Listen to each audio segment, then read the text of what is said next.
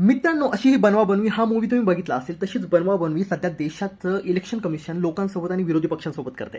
मुळात वोट चोरी आणि धांदीचे जे आरोप इलेक्शन कमिशनवर होत आहेत त्याची उत्तरे इलेक्शन कमिशनकडे नाही आहेत. आणि ज्यावेळेस राहुल गांधी म्हणजे विरोधी पक्ष नेत्यांनी ज्यावेळेस हे प्रश्न विचारले त्यावेळेस त्याची उत्तर देण्यासाठी यांनी पत्रकार परिषद बोलवली आणि त्या पत्रकार परिषदमध्ये वरिष्ठ पत्रकारांनी यांना डायरेक्ट म्हणजे पावसासारखं धोधो धुतलं. म्हणजे जे प्रश्न वरिष्ठ पत्रकारांनी यांना विचारले त्याची उत्तरं इलेक्शन आयुक्ताकडे सुद्धा नव्हते. आणि त्यात अतिशयोक्ती अशी की ज्यावेळेस असा प्रश्न विचारण्यात आला की जे फुटेज असतात मतदानाच्या वेळी जे सीसीटीव्ही लावलेलं असतं ते फुटेज तुम्ही सार्वजनिक का करत नाही किंवा मग विरोधी पक्ष जर मागते त्यांना का दाखवत नाही, तर त्यावेळेस जे इलेक्शन आयुक्त आहेत निवडणूक आयुक्त आहेत ते म्हणतात की त्यामुळे माता भगिनी जी आहे त्यांची जी प्रायव्हसी आहे ती धोक्यात येऊ शकते आणि ते आम्ही सार्वजनिक त्याच्यामुळे करू शकत नाही. क्या अपनी माताओं, बहुओं, बेटियों सहित किसी भी मतदाता की सीसीटीवी वीडियो चुनाव आयोग को साझा करनी चाहिए क्या? अरे पागल माणसा, ही काही कोणाच्या बेडरूमचे व्हिडिओ आहेत का जे तुम्ही सार्वजनिक करतायत? हे मतदानाचे व्हिडिओ आहेत.